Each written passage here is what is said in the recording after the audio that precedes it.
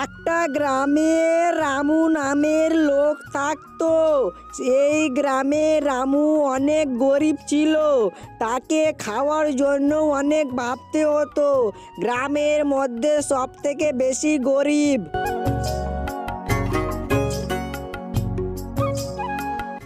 ওই চুমকির মা, তুমি আজকে কি রান্না করেছো? কি কত খুশবু আসছে তোমার রান্না ঘর থেকে। অত অত খুশবু রান্না ঘর থেকে আসছে, আমি বুঝতে পারছি। আমার জন্য চুমকি আলাদা তরকারি এনেছে। কেন নাকি চুমকি তো জানে আমার কোন তরকারি পছন্দ, তাই বলে তো কথা। আমার জন্য চুমকি অনেক ভালোই তরকারি এনেছে বোধ হয়, তাই বলে তো কথা। এত সুন্দর তরকারি আমার বউ ছাড়া কেউ রাঁধতে জানে না। তাই বলে আয় রাহুল ছেলে, খাওয়া দাওয়া করলি? আমার অনেক আজকে খুশি আছি। কেন নাকি আমাকে কি যেন হয়েছে, আজকে সকালে উঠে উঠে ওই গ্রামের দিকে ঘুরে এলাম। আজকে আমাকে অনেক খুশি লাগছে। কি যেন হয়েছে আজকে আমাকে। তাই বলে রাহুল, তুই একটা আমার সাথে কথা শোন। আমার কাজটা একটু বাড়াতে হবে। কাজটা যদি একটু না বাড়াওয়া যায় তো আমাদের ব্যবসা ডাউন হয়ে যেতে পারে। তারপরে আমাদের অনেক লোকসান হয়ে যাবে। তাই বলে বলছি রাহুল, আমি আর তুমি একটা বড় ব্যবসা বানাবো। তুমি তাড়াতাড়ি পড়াশোনাটা কমপ্লিট করো, তারপরে আমি আর তুমি একটা বাপ বেটা ব্যবসা করব। কি বলিস চুমকি, ভালো হবে না? এ রাহুল, তুই এতক্ষণ থেকে দাঁড়িয়ে আছিস, কিছু বললিস না। আমার উপর রেগে টেগে আছি নাকি রে? এ বাবা, আমি তোমার উপর রেগে কেন থাকবো? তুমি তো আমার সুন্দর বাবা, তোমার উপর আমি রেগে থাকতে পারি নাকি? তুমি বলেছো ব্যবসা বাড়াতে হবে, তো কার জন্য বলেছো? আমার জন্যই বলেছো। পয়সাটা কে খাবে? আমি খাবো। তাই বলে আমার ভবিষ্যতের জন্য তুমি ভেবেছো বাবা। তুমি আমার কাছে খারাপ হতে পারো নাকি? তুমি আমার সব থেকে বেশি ভালো বাবা। তাই তো বলি, আমার বাবা আমার সব থেকে বেশি ভালো। আমি আমার দোস্তরাকেও বলে দিয়েছি আমার বাবার মতো তোর বাবা না। কেন নাকি দুনিয়ার ভালো বাবা আমার, এ ভালো বাবা। কি বলিস বাবা, ঠিক বলেছি না? ঠিক বলেছিস তুই। তাই তো বলি, তোর বন্ধুদের বাবারা অনেক টাকাওয়ালা, তাই বলে তার বাবারা তাকে অনেক কিছু নিয়ে দেয়। কিন্তু আমি তোমাকে কিছু নিয়ে দিতে পারি না, তবেও আমি অনেক ভালো বাবা। তাই বলে বলছি রাহুল, কেউ টাকা দেখে অনেকটা লোভ করবি না। কোনো দিন কেউর টাকা দেখে লোভ করবি না, তারপরে তুই ভালো খেতে পাবি। কেউ টাকাতে লোভ লাগালে অনেক ক্ষতি হয়। তাই বলি রাহুল, এ টাকা মাকাতে লোভ লাগাবি না। তুই ভালো করে পড়াশোনা কর, আমি মেহনত করব, আমি সব কিছু করব, টেনশন নিবি না তুই। ঠিক আছে রাহুল? চুমকি, আমাকে তাড়াতাড়ি খাবার দাও, খাওয়াটা খেয়ে। ও রাহুলের মা, কত সুন্দর খাবার এনেছো যে আজকে তুমি। কি বলবো, আজকে আমি জানতাম এত টেস্টি খাবার রাহুলের মা ছাড়া এই পুরোটা গ্রামে কেউ রাঁধতে জানে না। কত সুন্দর খাবার, এত সুন্দর খাবার শুধু রাহুলের মা ছাড়া এই গ্রামে কেউ জানে না রাঁধতে। এত সুন্দর খাবার, আমার তো অনেক মন করছে কি তোমার যতটা ভাত আছে সবটা ভাত খেয়ে নি।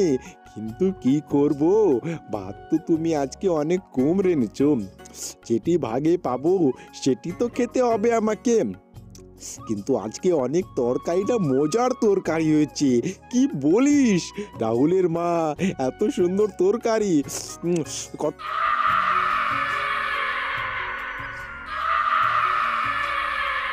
রামু আর রাহুলের মা দুইজন মিলে অনেক খুশিতে খাওয়া দাওয়া করার পর দুইজন মিলে ঘুমিয়ে গেল, কেন নাকি তার কাছে অনেক টেস্ট খাওয়ার হয়েছিল, তাই বলে অনেক তারিফ করেছিল রাহুলের বাবা।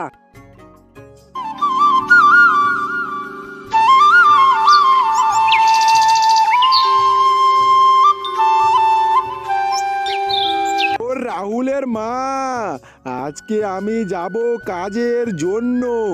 ওই গ্রামের দিকে আমাদের পার্শ্বের যেগুলো ফল আছে ওইগুলো ফল বেচা কিনা করতে। আমার রাহুল ছেলেটার ভবিষ্যতের জন্য আমরা কিছু ব্যবসাতে লাগবো, তাই বলে তো আমাদেরকে কিছুটা টাকা জোগাড় করতে হবে। টাকা যদি জোগাড় না করি আমার রাহুল ছেলেটার ভবিষ্যৎ কিভাবে করব? তাই বলে আমি যাচ্ছি আজকে ওই সাইডের দিকে যে একটু বেচা কিনা করে আসি। আপেল বেদানা আঙ্গুর আছে আমার কাছে, বলবো ভালো ভালো ফল বিক্রি করে টাকা অনেক ইনকাম করতে পারবো। তাই বলে আজকে আমি যাচ্ছি, যদি বেচা কিনা হয়ে যায় তো অনেক টাকা হবে, অনেক টাকা হলে আমরা ব্যবসা করতে পারবো রাহুল ছেলেটার আমি। তাই বলে ভাবছি চুমকি ওই সাইডের দিকে যাই, একটু ব্যবসাটা করে আসি, আপেল বেচা কিনাটা করে আসি। ঠিক আছে চুমকি, থাক তোরা।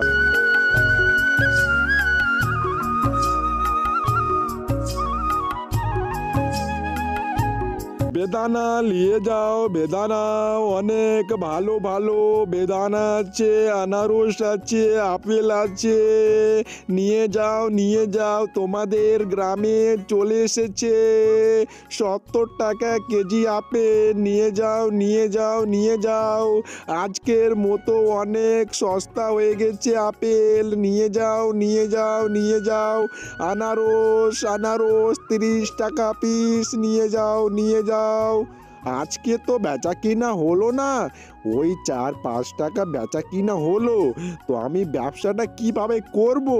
আল্লাহ আমাদেরকে বোধহয় দেখে না, এইভাবে আমি ব্যবসা করতে পারবো না। যাই বাড়ি তাড়াতাড়ি। আর কি করব, গরিবদেরকে আল্লাহ বোধহয় দেখে না। এইভাবে চলতে গেলে ব্যবসা আমাদের অনেক করতে পারবো না। আমাদের স্বপ্নই থেকে যাবে ব্যবসা করার, কিন্তু ব্যবসা করতে পারবো না, অনেক কষ্ট হচ্ছে।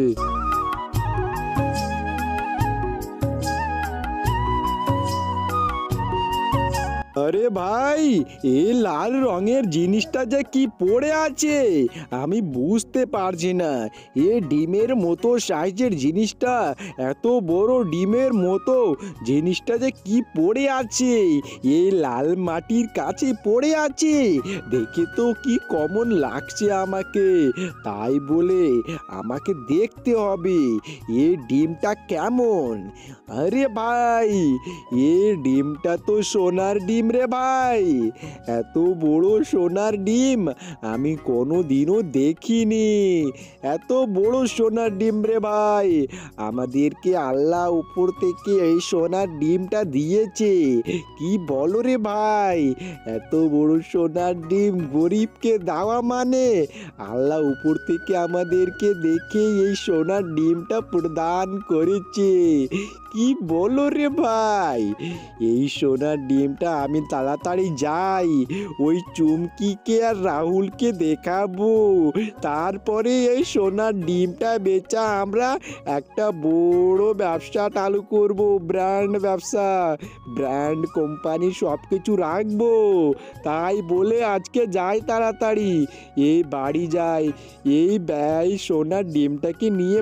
তারপরে রামু আর রামুর বউরা অনেক খুশি হয়ে গেল, কেন নাকি ওই সোনার ডিমটা পেয়ে তারা কিন্তু ওই সোনার ডিমটা রাজাকে বেচে দিল।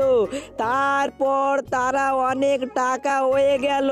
তারপরে গ্রামের মধ্যে সবচেয়ে বেশি টাকাওয়ালা লোক হয়ে গেল। তারপরে রাহুল অনেক বড় হয়ে গেল, রাহুলের বাবা রাহুলের স্বপ্নটা পূরণ হয়ে গেল। তাদের একটা বড় ব্যবসা খোলার স্বপ্ন ছিল, তাই বলে ওই টাকাগুলো দিয়ে একটা বড় ব্যবসা চালু করে দিল। তারপরে ওই ব্যবসাতে অনেক টাকা ইনকাম করতে লাগলো।